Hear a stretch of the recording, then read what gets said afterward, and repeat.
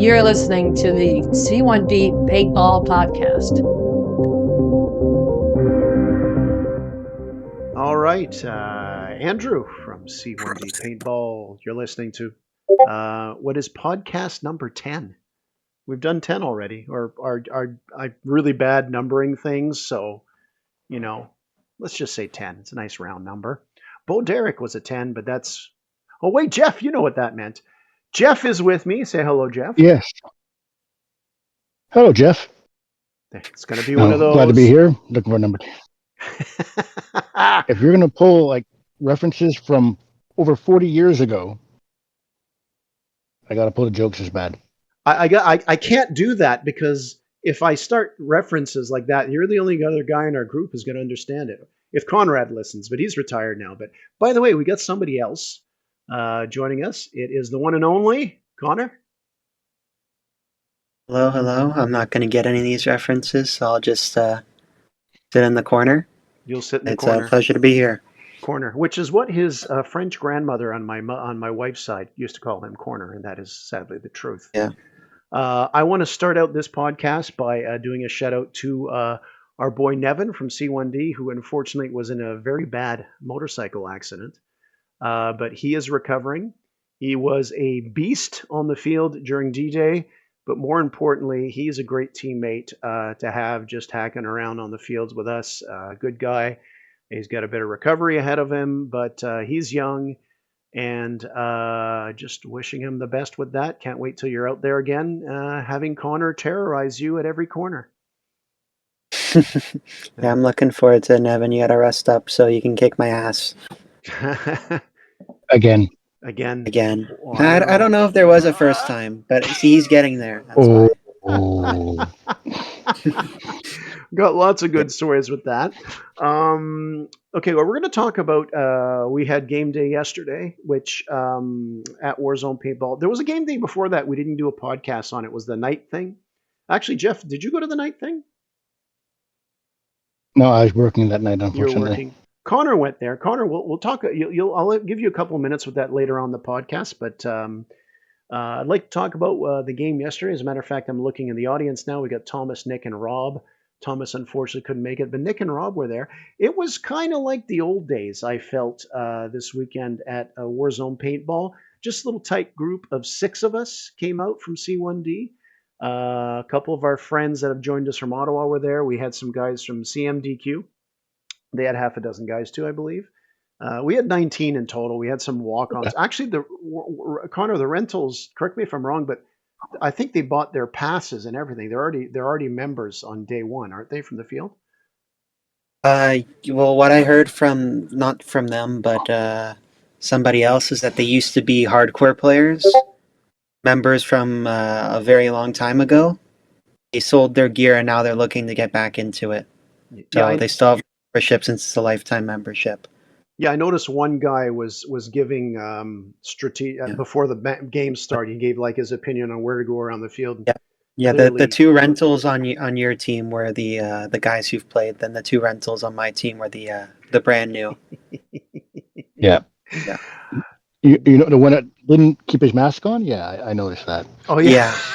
Yeah. The 2 guys that took their mask off 3 times between them. Those were the new guys. Okay, well, we're going to see them at the field a lot, and hopefully at least, and we'll go from there. The big thing about the day is when I got there, just because, I always complain, and Jeff and I are the older members on the team, and I know, Jeff, you stay often after Connor and I leave when I get tired, but yesterday, heading into that one, it's really the hot, humid days in Montreal, and I remember Rob, Norm, and Nick all agreed saying, we don't think we're going too deep today, but we managed to get, I think there were 8 games we played. I only played in 6 of them. Jeff's the only guy that played in all 8, I believe, because we had the 2 capture the flag. Yeah, Jeff was a beast yesterday. The day was dominated by 2 mini big games we did upstairs.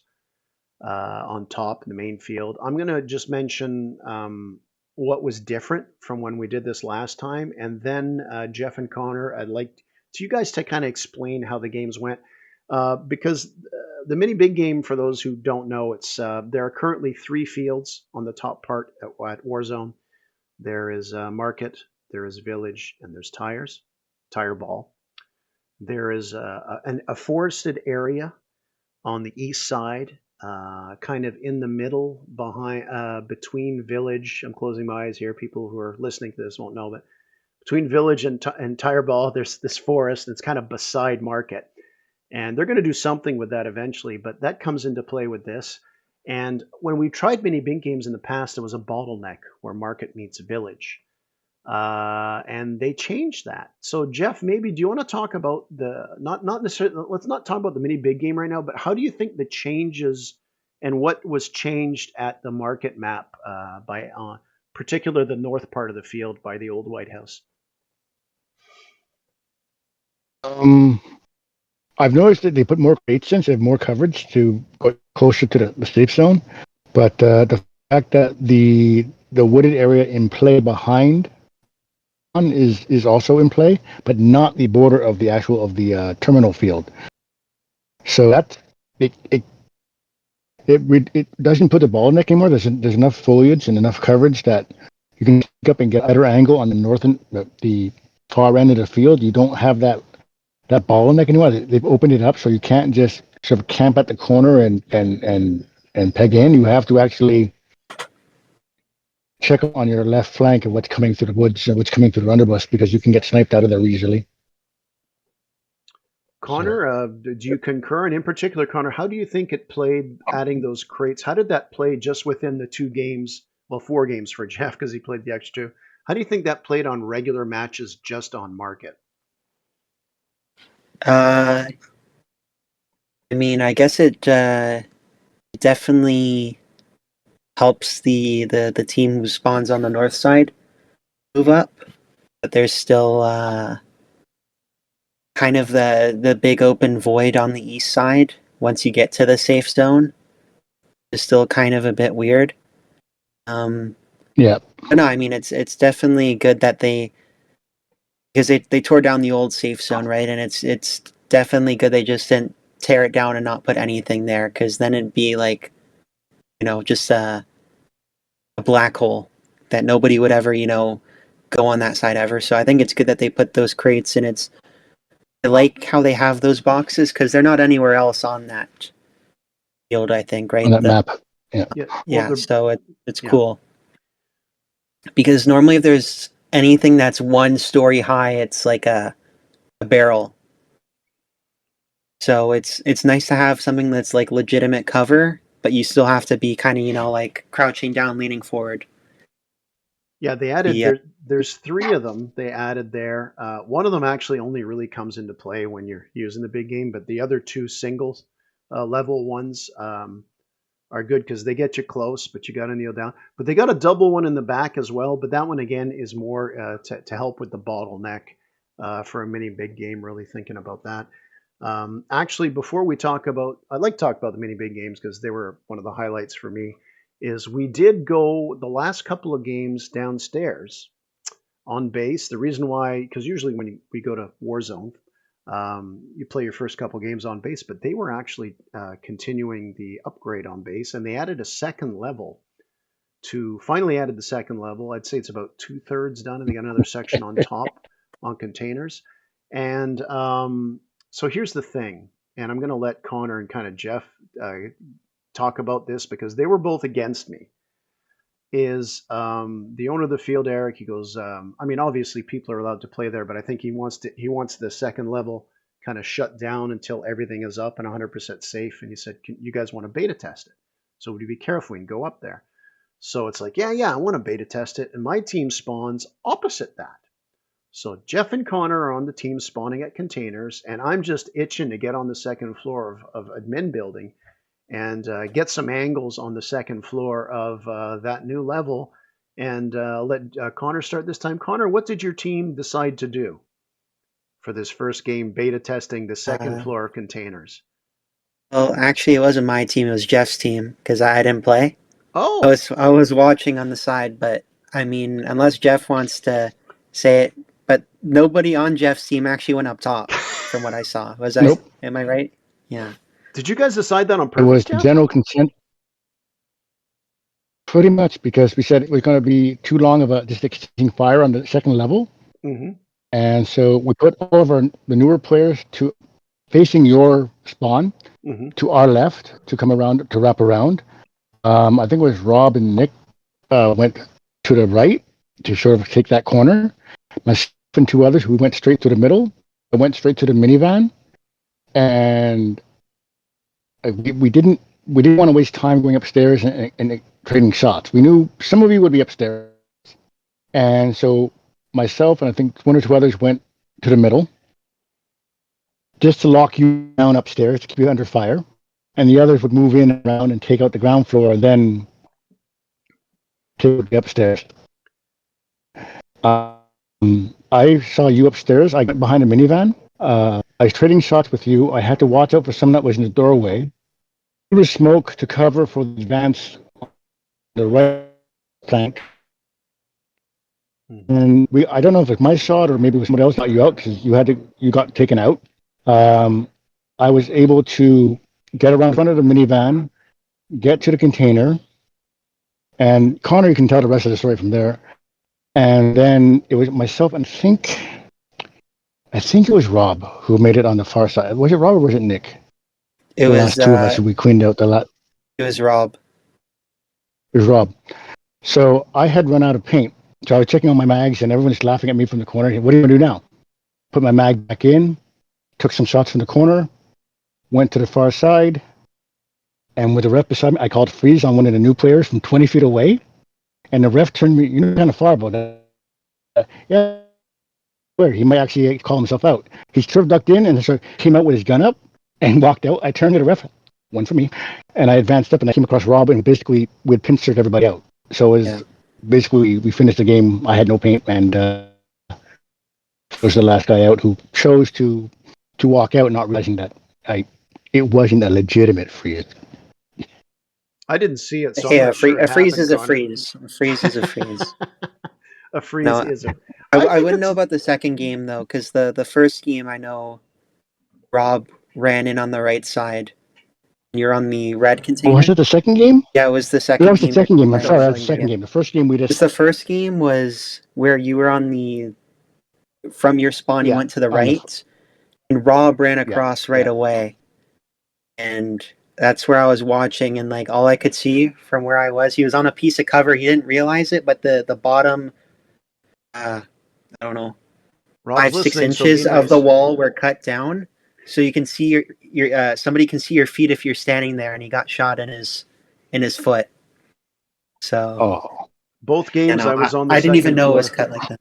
Oh, really? Both games, by the way, I got hit in the head on the second floor. You guys put nobody on the second floor containers. The first game, we put one person, me, and I got hit right away. So yeah. But oh, by the way, I want to talk about the mini big games, but those two games on market, by the way, we're talking about the low cover and the low crates. Connor had a hell of a start to the game. He ran up to one of these spots, crouched in near it low, and he's on the right side. And I'm sitting there going, "Oh man, Connor likes that spot. I guess he's off to a running start today." But Connor got hit and knocked out. But what was the problem with that hit, Connor? Yeah. No, let's just say in the day I died 6 times and only one of them was by the enemy. So it was pretty. He got team killed. Yeah. If I don't censor the Yeah. video, you'll hear team his killed real 6 thoughts. times. No, it's pretty bad. I mean, I don't know. At least to me, I think it's common sense where, like, say if you're playing. I'm trying to think of a Call of Duty map to make an example. Like, if you're playing, I guess just say Nuketown. If one team's yellow house, one team's greenhouse, the guys in front of you are the bad guys looking at you. So it's If like, you see how the the hell guy's do you back, shoot the it's guy your that's team. looking away from you, shooting in the other direction? Happened 5 times, so it's just I heard you call that out. Yeah. I heard one Yeah. word. I heard one word that I don't want to say because then I got to put the explicit tag when I upload Repeat this each video. other's hands, though. It was once. I've seen part of that video. Maybe I didn't on the undertone on it. No, but I mean, look, when you're shooting at a guy who's looking the other way, who, if you think, he's probably using that as cover, and since I can see his whole body, he's protecting himself from the other side. But yeah, that happens. But let's talk about those mini big games, because I guess this is year number 3 we've tried this out. And I think we're getting a lot closer to doing something good with it. And what I thought, before I let Jeff and Connor talk about it, is when I thought about it, what was interesting yesterday is we only had 6 of the regulars.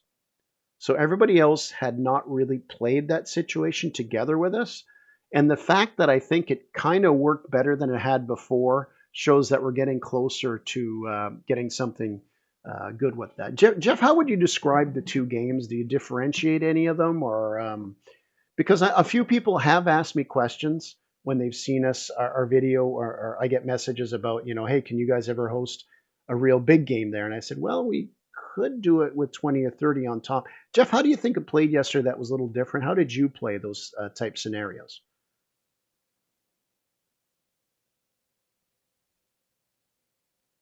I think I think we could do it.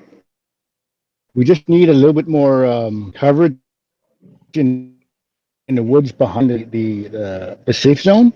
Because if it's a little bit, because you're too busy looking where you're and what you're running and what's coming shooting at you. So you need better, more clear lines to get to, be it a stack of stone or some lumber. But just you need a little bit more secure footing that you trust where you're stepping, while keeping an eye on the opponent coming at you. That's the only thing I can. Everything else. Now that they opened up that green strip to the north side of Market, where they tore down the White House, that opens up so you can still have a flank coming that way. The only slow part is coming through that wooded area on the what would be the west side of the field. That's the only. Everything else works well.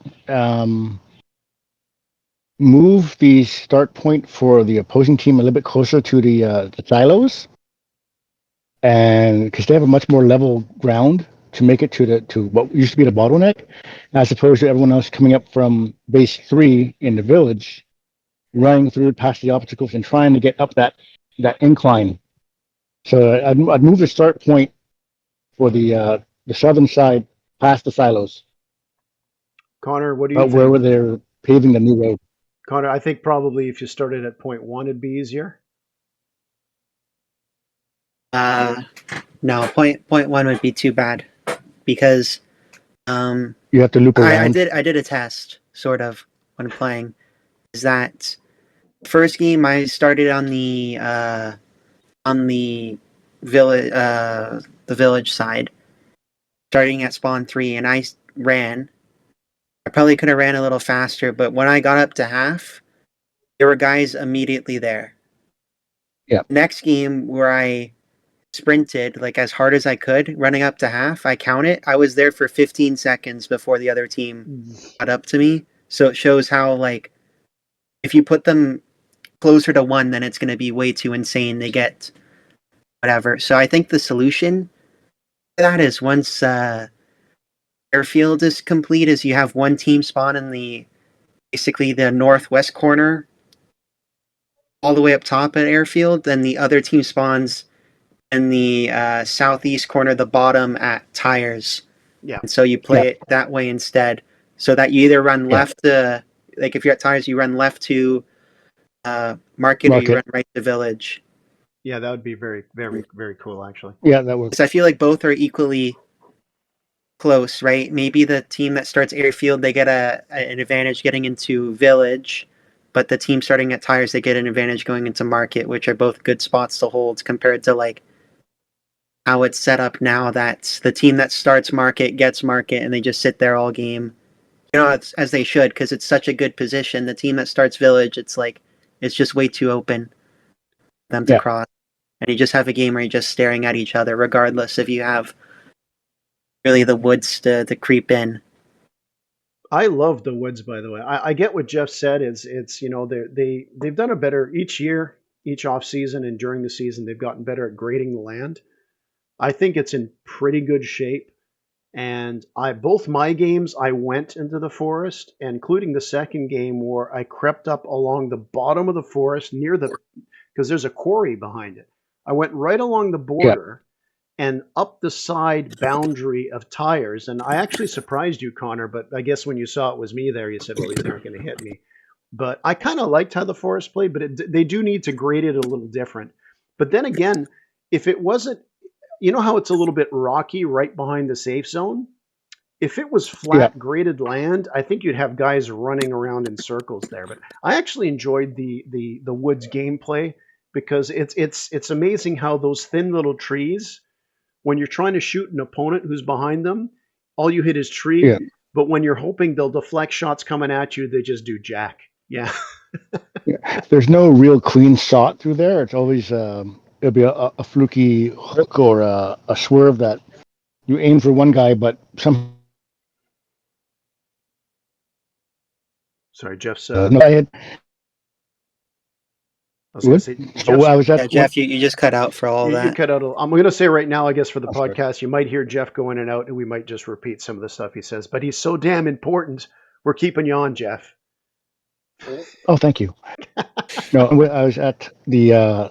We were coming from the village, and I was at the crate, and they were able to creep along to the forest, and I couldn't back up without getting shot at, and I couldn't get a good beat on them. So it is a good spot to come through, just not to sprint through. If you want to go through there, you have to go slow, steady, and it does pay off. Like you're too busy worrying about market and right behind the safe zone. If, like you said, you come along the borderline along the quarry, and you can line up with whoever's behind the barricades at the choke point and and in the village. You come along and you it's hard to defend against that without at least 2 to 3 guys who are aware of that. Now, for those of you who have never gone to the field or who have never gone to the field but have never played in that forest areas, there is a nice path that cuts up from village to tire ball.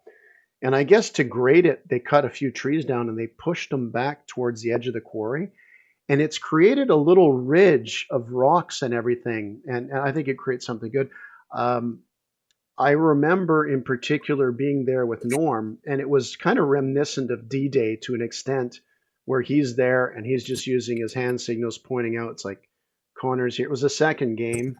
Connor had 5 of us tied up in the one spot.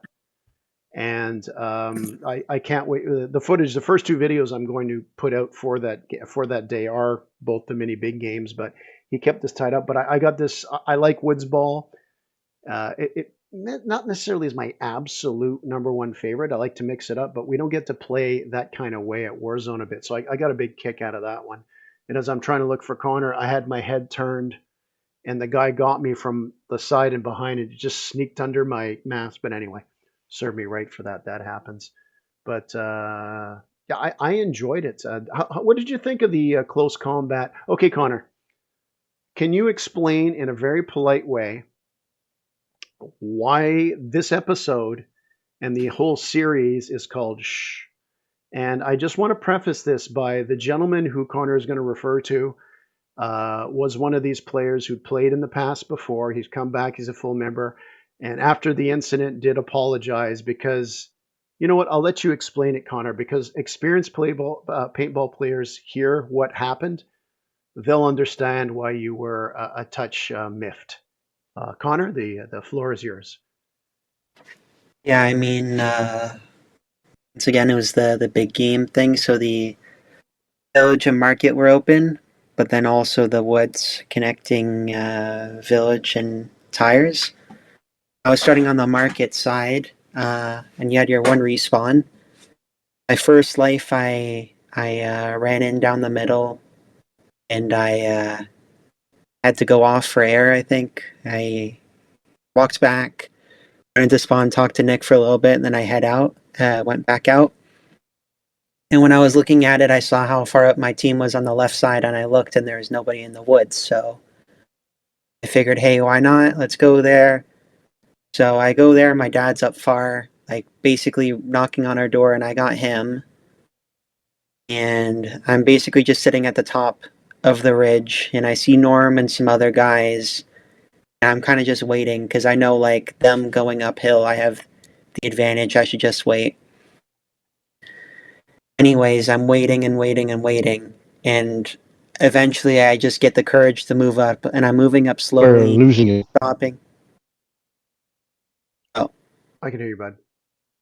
you can. Okay, you can hear me fine. Okay, Yeah, so it's Jeff's connection, unfortunately. yeah, so I'm just moving up slowly, and I get to a point where I'm basically like 75% through the woods. And who I saw before Norm, that was he knew I was there. I saw that he went into market, and I look over and I see like backs of 4 guys. And you And went prone so, at you even went prone when you were approaching there. yeah, You were like crouch yeah, walking like a gnome. You were crawling yeah. and prone and You everything. know, That's it was a process to get up there. You know, I got up there, and what is it? I go up, and I see literally the backs of 4 guys on the really big stacks of boxes.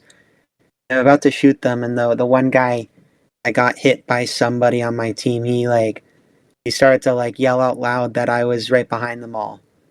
So they all uh, turned around and got me, and whatever. We just got a little upset at each other well, because of that. Because obviously you're not supposed to talk when you're dead. But he might have. He apologized to me after towards the end of the day that he didn't know. So it's all good.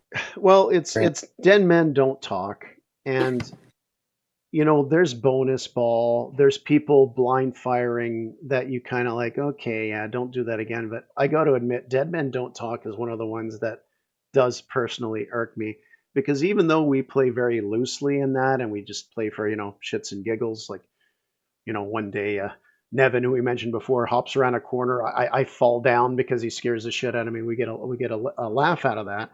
But I mean, it's one of these things. Like to me, it's like a cardinal rule. No, no, dead men don't talk. Like I'll say something funny to somebody, but you don't like, hey man, you got behind us. It's like everybody was good at the end of the day, but hence the the name for the game series. And before we go into Connor talking a little bit about the 1v1, and by the way, I mentioned Norm earlier. Norm had a very good day. He had a very good day. He was in deep for a lot of the games. He was kind of playing kind of not too shallow, but shallow to mid, and he was picking off targets. Balls were breaking. He had a couple of game days ago, well, whenever it was, a month and a half ago. He was bouncing stuff off everybody. Remember that, Connor? I think we were on the same team that day. He bounced like probably half a dozen shots off just the two of us, but he had a great day. Um, okay, so here's the scenario. We played 2 market games, 2 mini big games. Myself, Connor, Rob, and Norm uh, decide we're going to sit off.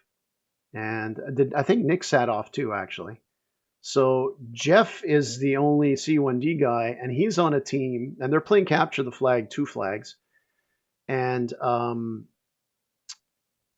they're spawning. He's spawning with his team on the more favorable side, but Jeff is basically with mostly noobs, and the other team is pretty stacked. So Jeff, I know your mic's not doing that great, but I want you to explain. I might cut you off if we can't hear you too well, but Yeah. Jeff decided to do something. I guess Jeff realized without Connor on the field, with Nevin in a hospital, with the speedy Andrew and Rob not there, that you were going to take matters into your own hands. Did this come to you naturally when the game started? Yeah, explain what you did and explain what happened. Okay. So I get out there. I look at my team. They're all solid. They've all been playing well. Mm-hmm. And then the ref says you have a respawn, and I'm going, there's a respawn. I look at the tank. I don't have enough for a respawn. I'm going, so how do I make this last? I won't use my gun for my first spawn. I'll run for the flag. I'll just channel Evan, channel Connor. They won't expect. I don't look like a speedy guy. I've been playing back a bit for most of the day. Put my gun down so it's sort of behind the raised block so they don't see it. And it goes. Now, usually when it's two flag, you have to capture your own flag, not the opposing flag. So off they go. I sprint, grab our flag, get back. The ref says, no, you have to get the other flag. And I'm going, merde. Put the flag back, but he didn't restart the game. He should have continued the game. So the opposing side had already gotten up to the flag. And so by the time I get back to the start to get my gun, they've already grabbed the other flag. And ran so my glory and ran it back. You know, Connor, I know me, I was standing up hopping. Connor was standing up. Rob was there. I don't know what he was doing. We're cheering like, oh my God, Jeff's got it. Oh my God, Jeff's got it. And then Connor's like, I think you grabbed the wrong flag. And it's like, no, don't take this from Jeff. Don't take this. So in my heart, Jeff, you won the round. But the thing that burnt was that the next game we switched sides, and their guy grabbed the wrong flag and brought back, and we're going, now he wins. But it was just lack of communication on all sides. We're all going, what are we doing? It was so. It was a fun day. Not a lot of games, and I got it was. Like I said, there were 8 games. The mini big games themselves were quite long. I think one was 18 minutes. The other one was just a little over 20 minutes. A lot of fun. It was a hot, humid day. And Connor, before you, I'm going to give you the floor to talk a little bit about the 1v1. Apparently, the night event that Jeff and I unfortunately missed, I figured, hey, it was the 13th, July 13th. I figure it's at night. It's going to be cool. But how in fact was the weather and the situation for you guys playing that night? And I know you had fun. It was the opposite of cool. It was stinky and hot outside, and from what I remember, the bugs weren't a problem, which was good, but or at least when I was there. But no, definitely very hot to play. We're gonna have not a fun kind of fun. I think we'll have a night event in September because August is chock full of paintball. We got 3 consecutive weekends. And one of those 3 consecutive weekends is August 17th. And we're going to have an intra-squad tournament being held at, you know what? I'm not going to take your thunder, Connor. You don't have to give everything away because I know there's a few surprises you have for everybody. But talk about what we expect for the 1v1. Maybe we did a little test even on Saturday if you want to talk about that. But do let us know what you want us to know at this point in time. Yeah. So basically, the tournament, obviously, it's going to be held at Warzone. For the moment, well, obviously, it's all can change. Nothing set in stone, but it will be held all at the tire ball field, where everybody will play 2 placement games to begin the day. And so these placement games, it won't be too long. They'll be a minute long, and it won't be a traditional thing. It's kind of going to be like a team deathmatch type thing with respawns. Well, when I say team deathmatch, it's still one-on-one, but you have respawns, and so it's quick. And from that, the referee, as in me, I'll keep track of the kills and the deaths.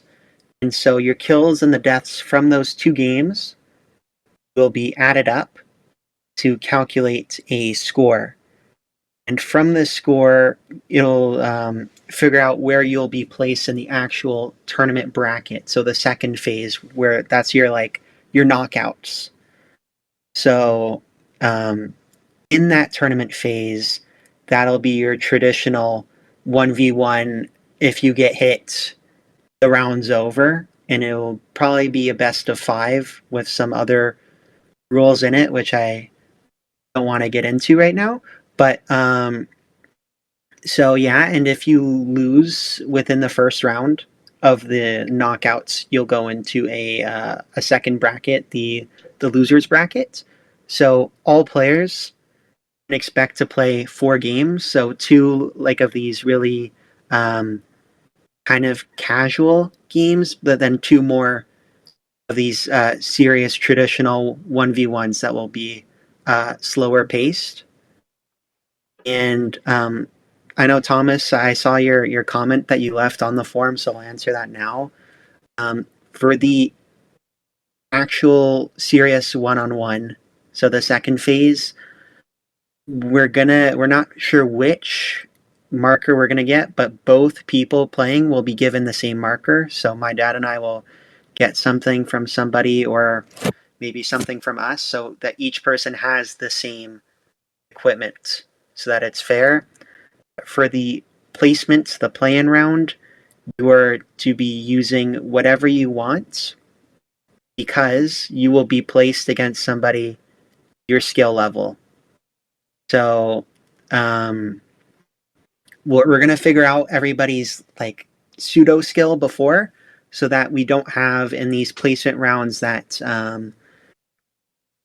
that it's somebody that's let's just say a pro player with a speedball gun playing against a very new player with a maybe mag fed or just a hopper. So it's kind of expected that it'll be it should be fair, even though, like, for example, Thomas, you might want to use your pump, but you're going to be playing against somebody in the first round who might not be using a pump, but they'll be as good as you. So Yeah, yeah. they should be up to your level. Connor, I just want to stress that Connor has put a lot of thought into it. And I think one of the things that he's taken to heart is he knows we're going out there just to have fun, so he's making it fun. Like if we were having a formal tournament with prizes and people pay to get in, we'd have to do things a little bit differently. But he's added a lot of fun elements to it. And by the way, Connor, I need you to verify if you do lose for that second phase. Connor mentioned you go in the losers bracket. You can still get to the finals even if you lose that first game of that. So hey, anything can happen on day, but it is all for fun. So if people are saying, well, I don't know what kind of marker, we're going to probably announce what type of marker, or Connor will announce, it's his tournament, that they're going to use for the second and the playoff rounds kind of thing. But it's all for fun. It's all for a little twist of stuff. And something else too, as Connor mentioned, the placement games are 1 minute long, but when somebody's hit, it is stop time. So you'll go back, then it'll restart again, because people are thinking, oh, a minute, it might take 10 seconds to walk back to spawn. Actually, it takes me about 20. The younger guy's quicker, but it is stop time. And Connor, you did do a game where who was it playing against each other? You did a test on this. I'll explain it, but okay. Yeah, because I have a question from Thomas too to like on to, but yeah, so in placement round we run the bullet hose. So sort of is that I with my friend I made a formula in which it's to determine to give you your ranking. It uses your kills and your deaths, but then it also uses a multiplier. And I don't want to really get into how the algorithm for it works, but you're incentivized to just get as many kills as you can. And so that people who won't get as many kills in those placement rounds should have a closer score than they would if there wasn't a multiplier. So it's basically these placement games. It's meant to you play so you get a rank, but also you're playing so you get a feel of the field for when you actually start the knockout tournament. Because I know that we don't really play it that often, not because we don't like it, but because normally we're too many people, and that we've Fireball has changed a lot since we've played it. There's the big change at the start of the year. So yeah. Yeah, I think in an ideal world, when you have 2 days to play a tournament and your players have 2 days in a row where they can squeak away from their family and their significant others, you might have a round robin where you play everybody, and the kills and deaths, or more or whatever, and that it's going to be fun for the two games. Whatever happens, happens, because no matter what, you're still going to be in the next round. And the way, like I said, Connor's done it is really the better players should be ranked in the better spots. But you know what? We're C1D, so if you get some sort of strange ranking, you get an upset. We get to laugh and say, hey, maybe next time you'll pull through. So I think it's big and it is exciting. He's keeping things from me too, but it seems to be on a good trajectory. About how long do you think the tournament's going to be? If we do manage to get up on top and say start at 10, how long do you think it's going to take, roughly? Well, I mean, it all depends on how many people If we we have have. 12, let's say. Um, what I've calculated for doing my initial tests with 8 people, which we did. Well, we're at 7 people registered for right now. And if we have 8, I calculated that it'd be like about 3.5 hours. But if we're doing 12, it'd be a little bit longer, obviously. So I don't think it'd really be a full day thing, like until like 5 o'clock. But it'd be like a normal day, I think, where we're packing up to leave at like Well, 2. 3 or whatever. But no, it's meant to be like the idea in mind is that when you're not playing, is that you can be in the safe zone, you have your mask off, you can be having a drink, you can bring your cooler, right, and you're eating and talking with the guys and stuff, or you can go play over at a market to have fun. So it's kind of meant to be a chill day, a celebration almost. Now, with Connor doing a lot of reffing and doing a lot of the organizing, I'm going to go nuts producing it. I've already know where I'm going to put several cameras. I want to make little mini highlight games. That should be some fun. And we're talking about having Nevin coming out, and we'll sit at a table with our paintball masks, and we'll do some color commentary that would probably be the explicit type of podcast stuff. So we're going to have fun. We want people to just go out there. I want to see upsets. You know what I want to see? I want to see Mike and Miranda play each other in the second round where an elimination is possible. I want to see maybe Rob and Norm face off, or just something go out there. And we've basically got, like Connor said, we have 7 already, and it just opened up yesterday. We have some more signups till this Friday. I am an emergency player if we need it. And this is the thing I'm telling you guys. I'm probably the worst player of the whole squad. But you know one thing? You don't want me in that tournament, because when you come against me, you have to win. So the only thing I can do is humiliate you. So keep signing up so I don't have to humiliate one of you guys. That's true. That's true. But no, Okay. it's like having it in mind, though. It's a question I made in the forum, just to touch on that too. It's getting a pretty mixed response as to whether it should be. It's like pretty much a 33 split of whether it should be ultra competitive, ultra casual, or a mix. And so, despite that first round being so arcadey, that's meant to be kind of your casual round. And obviously we're just playing for fun, so I want it to be a fun time, but then the actual tournament bracket part is meant to more be the competitive spot. And there are, I'd like to say, competitive rules that I have in mind for it that I have written down, but I don't want to put them out like this early, because I feel like the placements is a good thing to talk about because it's so like foreign of how it works. How the placements work, they might change, but how I have the formula set up, I feel like it's the most fair of how to rank people within the group, because I don't, obviously it's for fun, but I don't want anybody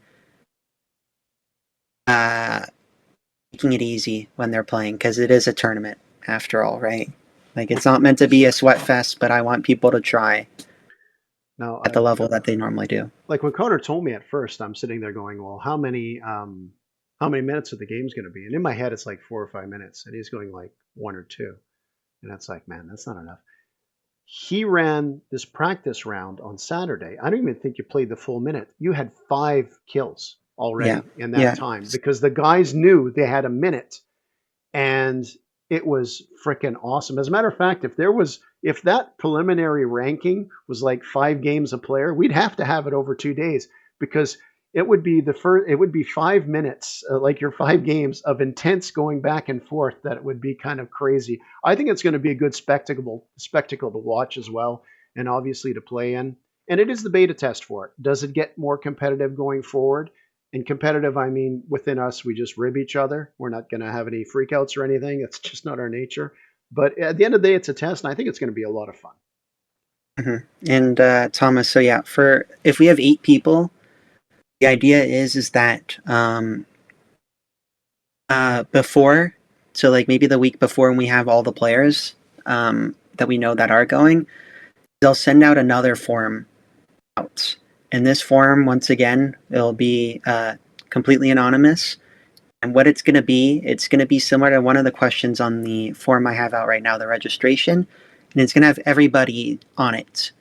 And you'll have to rank all the players, not from worst to best, but you'll rate them that 5-star to 1-star. And it's fully anonymous, so I don't know if you give me a 1-star, I don't know if you give me a 4, 3, 2, 5, whatever.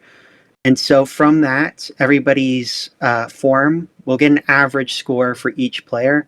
So like, let's say that my dad gets an average score of like 3.6. So that means we got to round him up to that he's a 4. So he'll be in basically the top 4. So in those placement games, it'll still be random who he plays against, but he won't play against somebody in the lower parts, so that in that top group in the placement games, they have a really intense battle, and so they have a similar placement score compared to the lower people because they have a multiplier to make it so that the scores should be close together. Yeah. I mean, at the end of the day, we know each other, and what Connor's creating is the base of how we do it going forward, and he's trying to make it. Those first 2 placement games, like I said, each player should have a chance. I mean, there's going to be a situation that if you have 2 groups, your number 4 and 5 ranked player can be interchangeable, so one's going to have a tougher time than the other. But at the end of the day, you're doing your best to make it fun on so many different levels. So, and I think that's important. And as the popsicle sticks showed yesterday, if we just randomly draw it, it always isn't horribly fair. And yes, I admitted it yesterday. The teams were a little lopsided, but being on the About time. Well, hey, it's when We will endure. you're swimming into victory water up to your neck, and people are talking about a drought. It's like, what's going on? No. Yeah. I'm swimming in the victory water, boy. Yeah. Oh no, it's a law of forget what it's called, but in statistics, it's your sample size has to be a certain size for things to balance out if you're to draw randomly. And so it's your sample size has to be greater than 30 or greater. So you have to have 30 people or more, and it should be balanced. It should be like a 50-50 thing of drawing. Okay. So the popsicle sticks, they work 100% of the time if we're 30 people.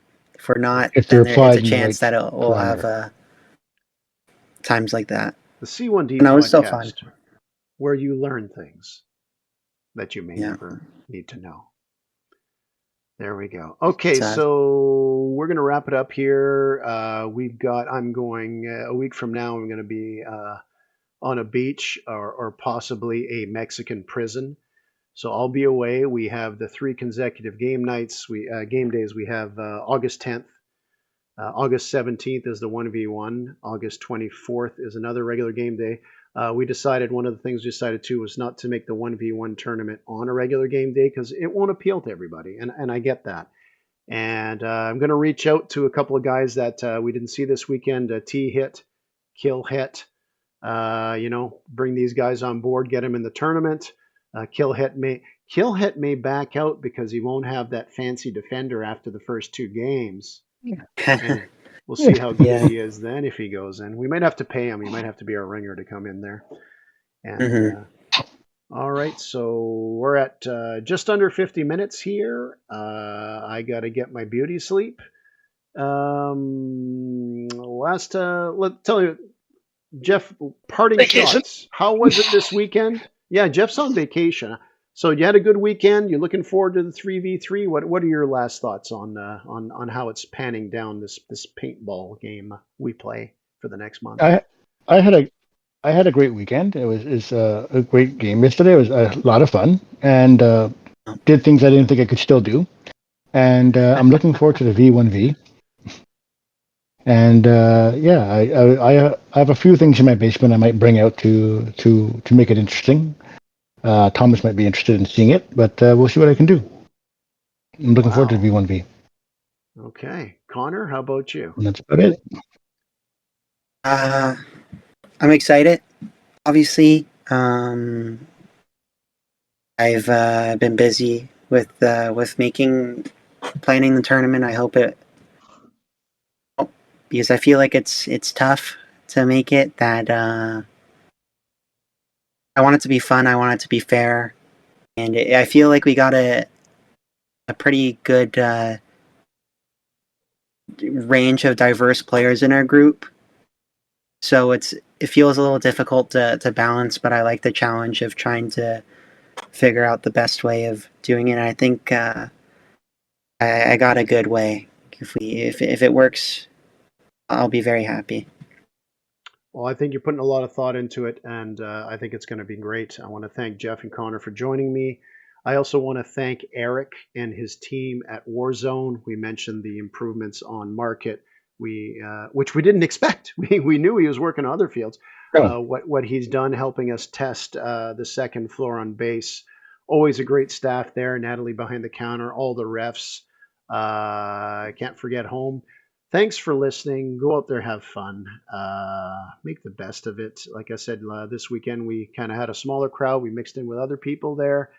In a way, I missed having all our regulars there, but it's good to go out as a tight little group, play with some different players at the same time. Thanks for listening. Drop a like, maybe drop by our Facebook. We make, if you didn't know, we occasionally make a paintball video if you want to see us play. And yeah, Connor said I'm a 3.6. I think I'm a 0.6, which is my KD, and when I'm happy in games. Thanks for listening. I'm babbling on, and that's it for this one. Be kind to each other. Life's too short, and maybe I'll see you in a Mexican jail soon. Thanks for listening, and don't forget to like us, rate us, and tell everybody about us. Thanks for listening.